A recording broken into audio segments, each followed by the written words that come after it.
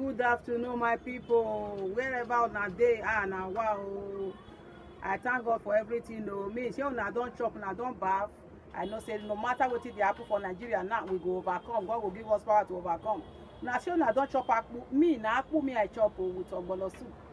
Say una don chop akpu. You wey dey chop starch and pepper soup. Those from Niger Delta, I hail una. I say me, na akpu me I chop with ogbono soup. Now go make me get power to take all this thing wey I want talk to. Show na see say gbege and kasara dey burst for Baba head every day.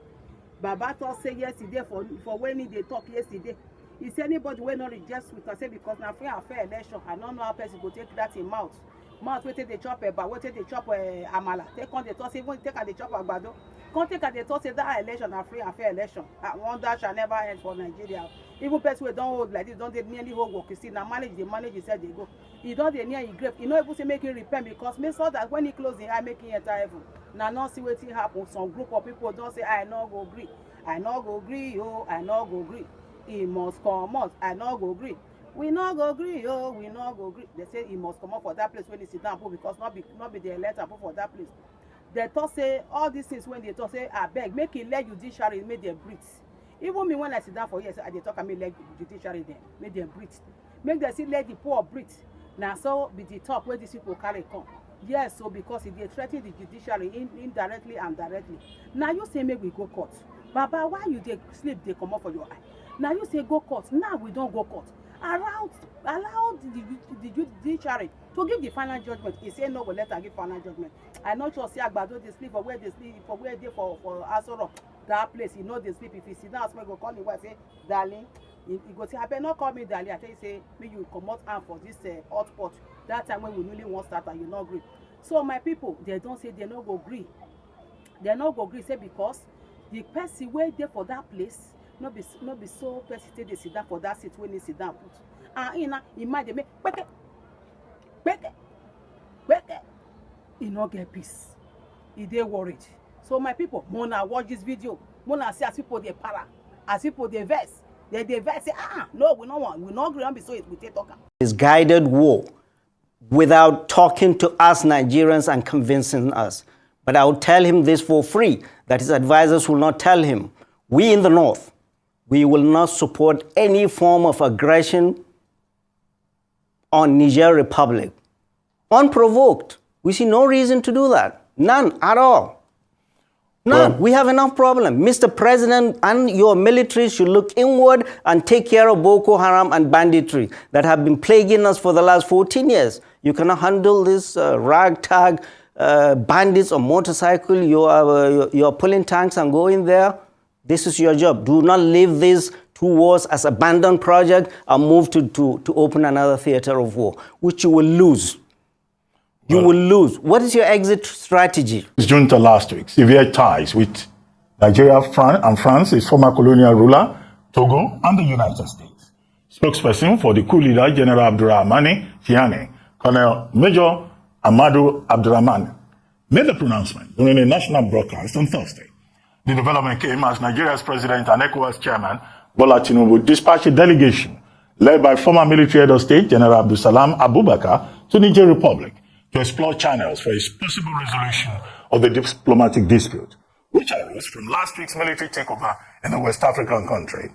In the meantime, the clock continues to tick towards the end of a 7-day deadline given to Niger's coup leaders by ECOWAS to reverse the coup and reinstate the government of President Mohamed Bazoum. Meanwhile, the Nigerian Senate on Saturday rejected a request by President Bola Tinubu for an approval to embark on an immediate deployment of troops in Niger Republic. The upper chamber of the National Assembly advised President Tinubu, who is chairman of ECOWAS, to further explore political and diplomatic options available to them over the use of any military action to resolve the crisis in Niger Republic. The senators condemned the forceful takeover of power in Niger and resolved to engage more with President Tinubu on the political situation in that country. Tinubu had in his letter intimated the Senate about resolutions reached by a meeting of ECOWAS heads of state and government.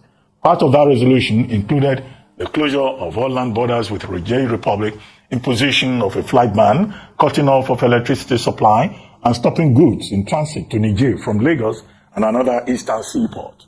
The senator, however, stated that the president had not sought approval to go to war with Niger. He merely solicited for support for the implementation of the resolutions of ECOWAS. Professor Usman Yusuf is a professor of hematology, oncology, and bone marrow transplantation.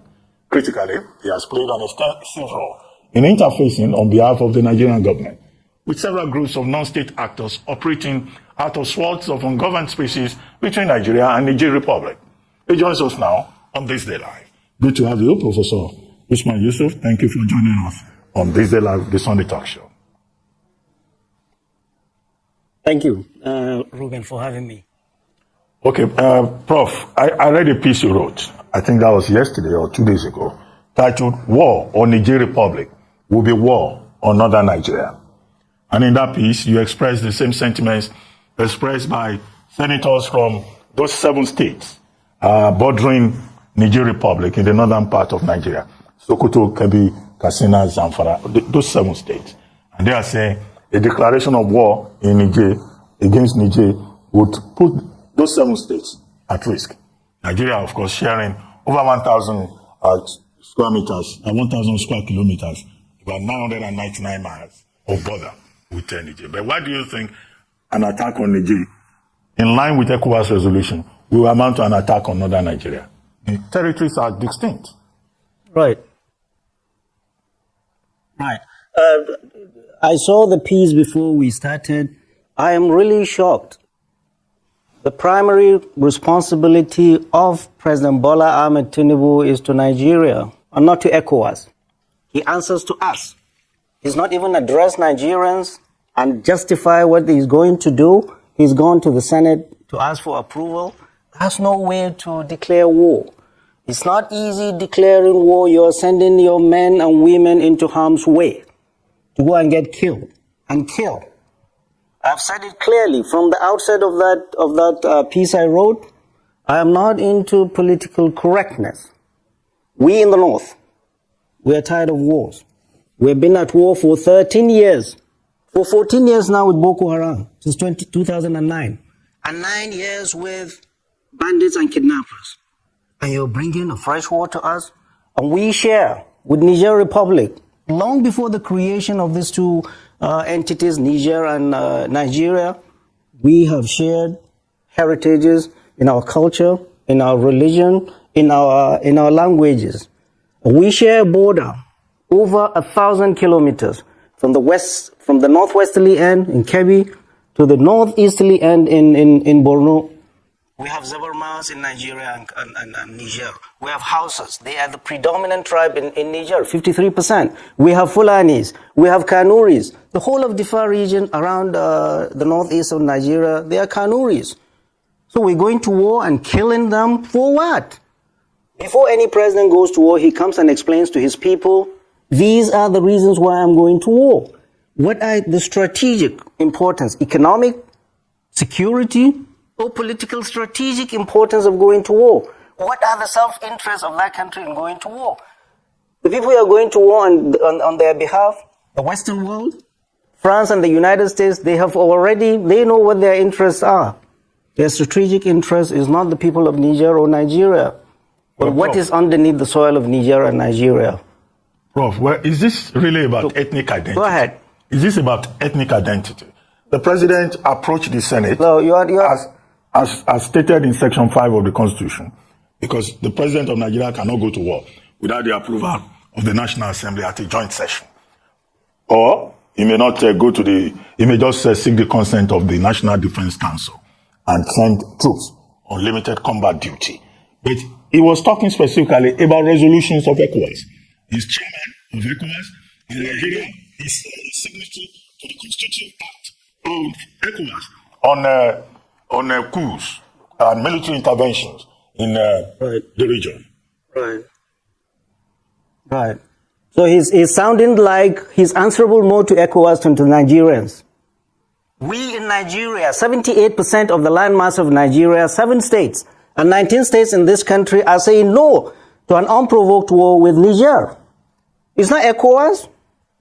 His primary responsibility is to Nigerians, not to ECOWAS. He's not convinced us why he's sent boots to the ground in Niger Republic.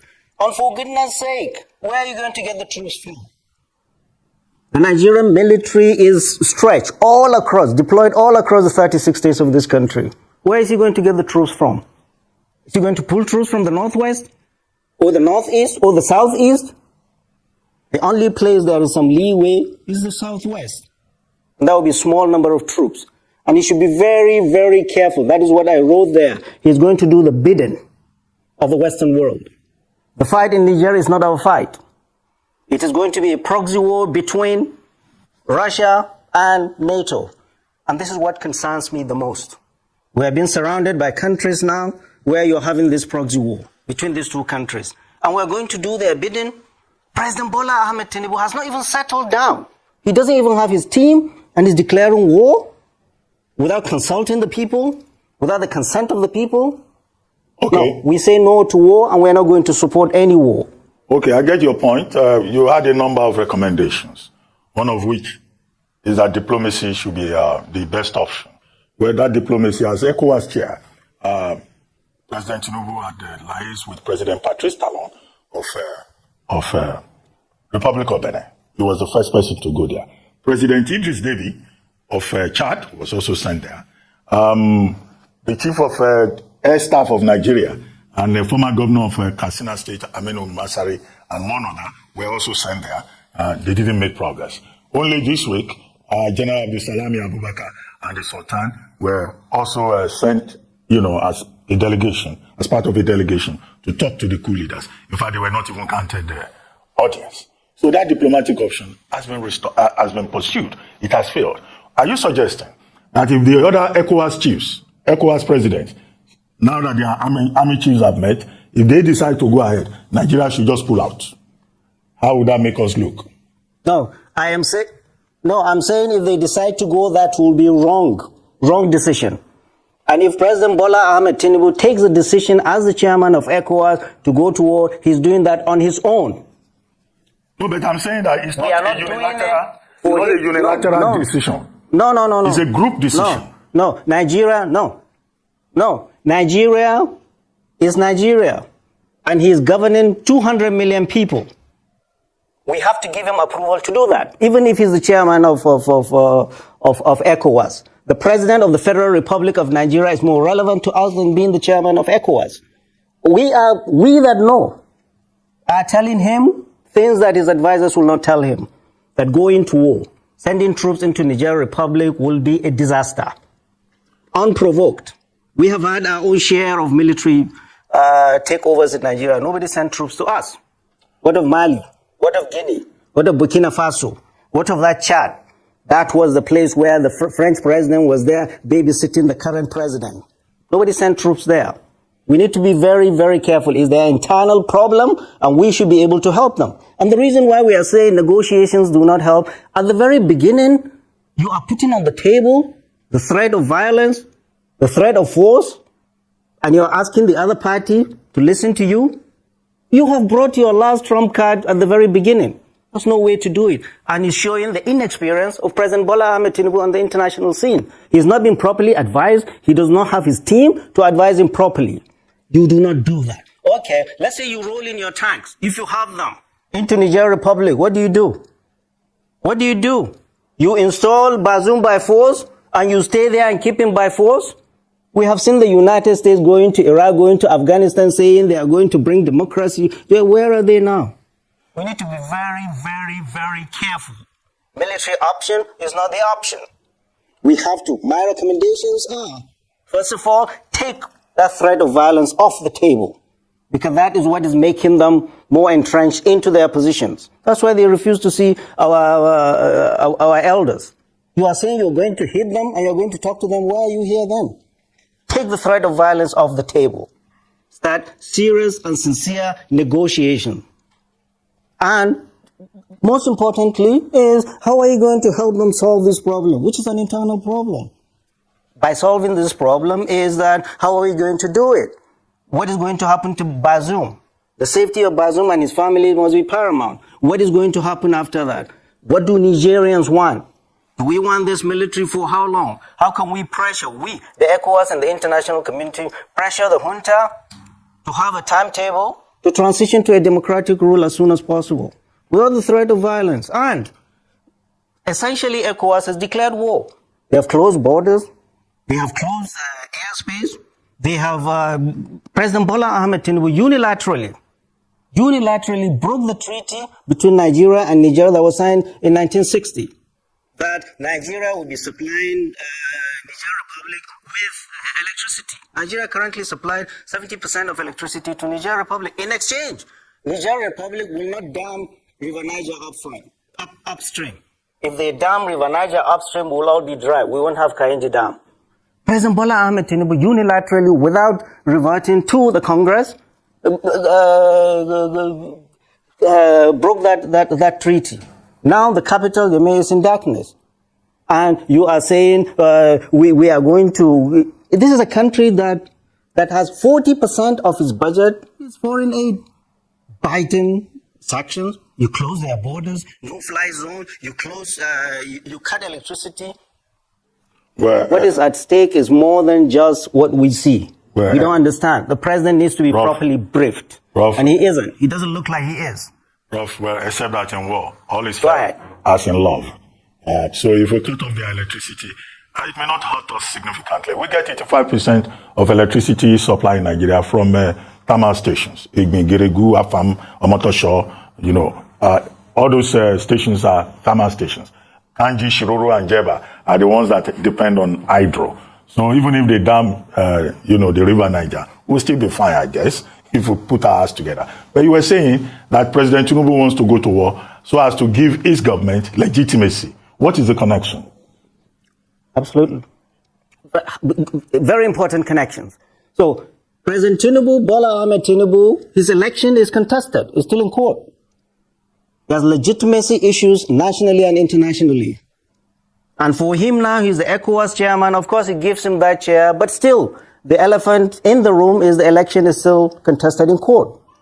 Well, if he does that, now the Western world are calling him. The other day, they say the Vice President of the United States, Kamala Harris, called him to find out. Nigerians should ask, did Kamala Harris ever call when people are slaughtered anywhere in the north?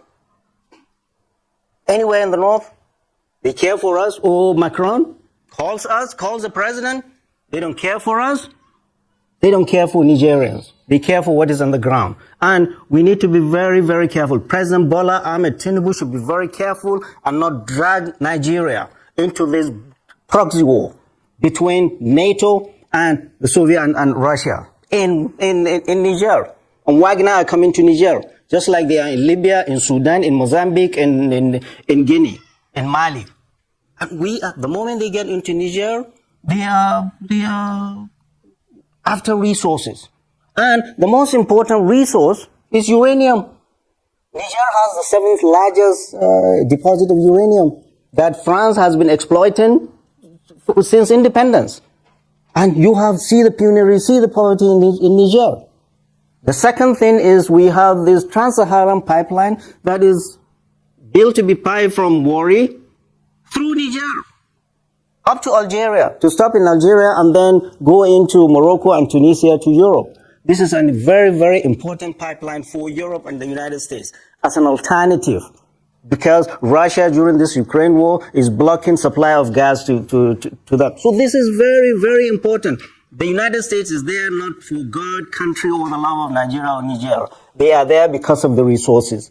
France, we know France has been there. France has never loved democracy. We need to be very careful. At the time, and I wrote it in that letter, in that piece, at the time when African Francophone countries, like Burkina Faso, like Mali, they are severing their ties with France.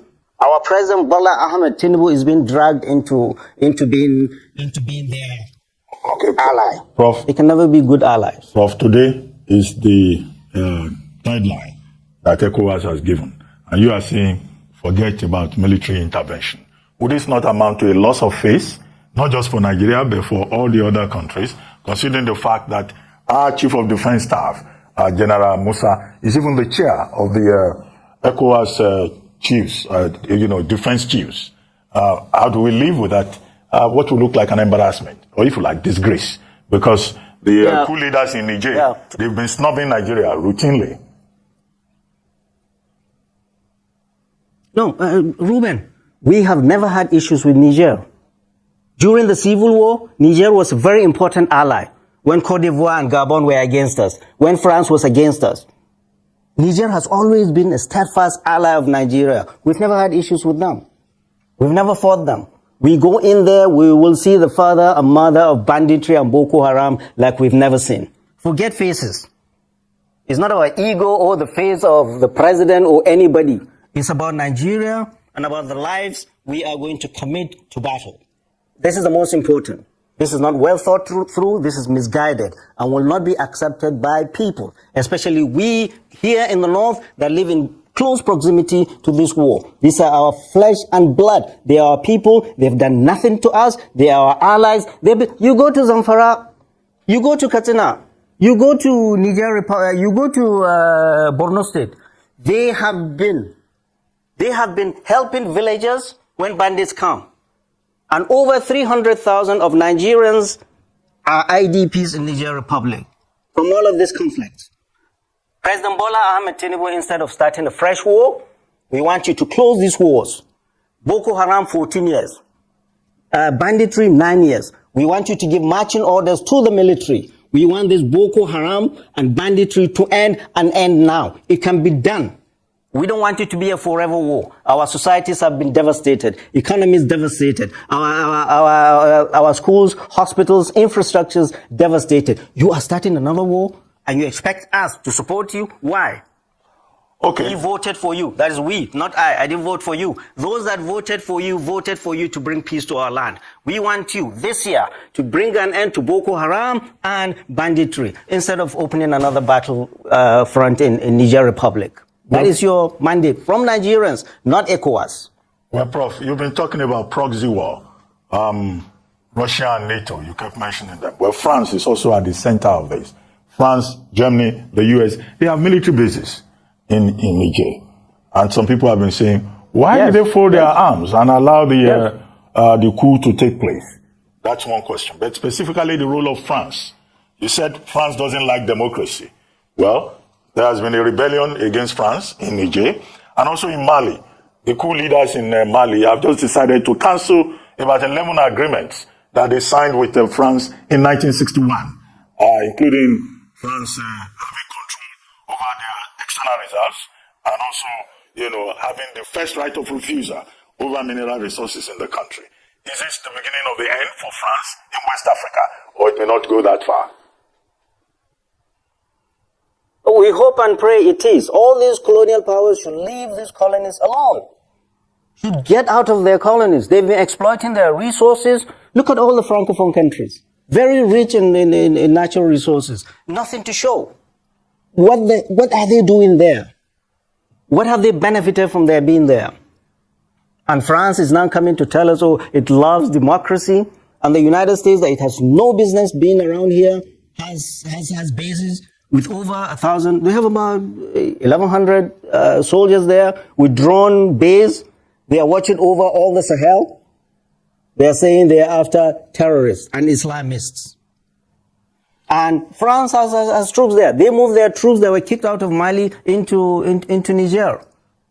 We are in solidarity with our brothers and sisters in Niger Republic that no war should come to them. We will be the ones who are going to suffer in northern Nigeria, and we are not going to give any support to President Bola Ahmed Tinubu to commit our forces to this unguided and unjustified war. I cannot be any more clearer than this. Okay. Let me go back to the Constitution. What if President Tinubu, backed by Nigeria's National Defense Council, decides to go ahead? What will be the implications? Because the Constitution's sub 5, section 5, says, notwithstanding the provisions of section 4 of this section, the President, in consultation with the National Defense Council, may deploy members of the armed forces of the Federation on a limited combat duty outside Nigeria if he is satisfied that the national security is under imminent threat or danger, provided that within 7 days he will now seek the consent of the Senate. So what if he goes ahead in a limited sense? Right. What will be the One implications? thing. Good. One thing. Nigeria's national security is not threatened. It's not under threat. Neither the president nor his military chiefs have come and convinced Nigerians that our national security is under threat. It isn't. We see no reason. We see no evidence to show that. And National Defense Council, who are the constituents of that National Defense Council? Who? He does not even have his cabinet. What council is he talking about? The only council he has are himself and his advisors and the service chiefs. The service chiefs are not, they are subordinate to political powers. And the president cannot make decisions alone like he's been making, even during the economy. You see all of this, the economy, he's doing all of this, the economy policies without assembling his own team. So he cannot do that, and he will not do that, and we will not allow him to do that. We will protest, we will not let him do that. We will mobilize people, all Nigerians of good faith, against this war. There's no reason to go to this war.